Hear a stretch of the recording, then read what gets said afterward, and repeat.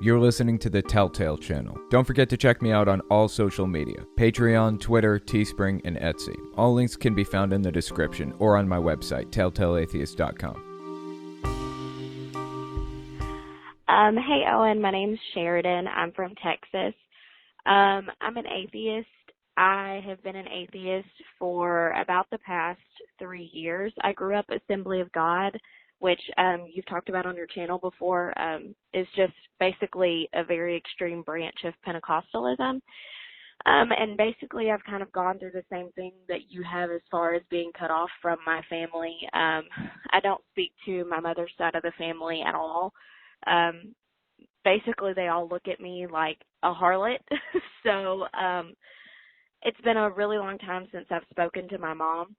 And I know that you've talked about that on your channel before. And I was just wondering, how do you deal with that?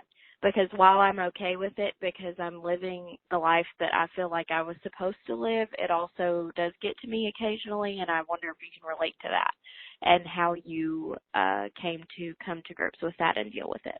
That's a good question. How do you deal with that kind of thing? How do you deal with the fact that your entire family has shunned you, has completely cut off contact because you're not...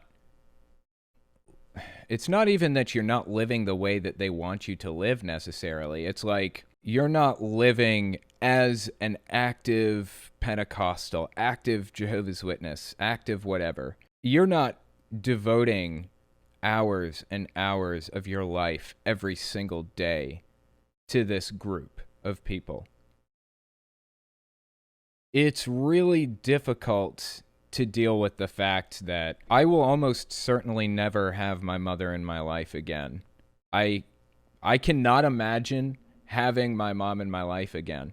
Now, I've been lucky enough that my entire family is out of the religion now, except for my mother. So I have regained contact with my brothers, my sister, my aunt, my cousins, and everybody else. But I'm still sans one mother. People say that I'm strong because I made it through.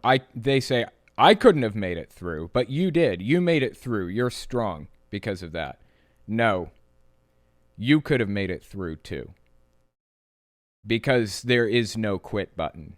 There is no, exit button. There's no, I'm done. There's no giving up. You have to go through this whether you like it or not. I'm not strong because I made it through. I am strong as a result of making it through. Making it through is the thing that strengthened me. I looked like a train wreck coming out the other side, but here I am. And the fact that you haven't talked to your mother in so long, years, just like I haven't talked to mine really in years, means that you're strong too. It's not easy to deal with, and sometimes you'll find yourself crying for no reason. But here we are. We're here, whether we like it or not. And honestly, my life is a lot better than it could have been if I were on the inside. If I were inside the religion, my life would be significantly worse than it is now, period. There is no question about that. It's miserable. You have to do so much to keep up appearances and to keep up with all of the work that they de facto assign to you. They want to consume your life as much as possible so you have less time to think about the fact that maybe they could be wrong.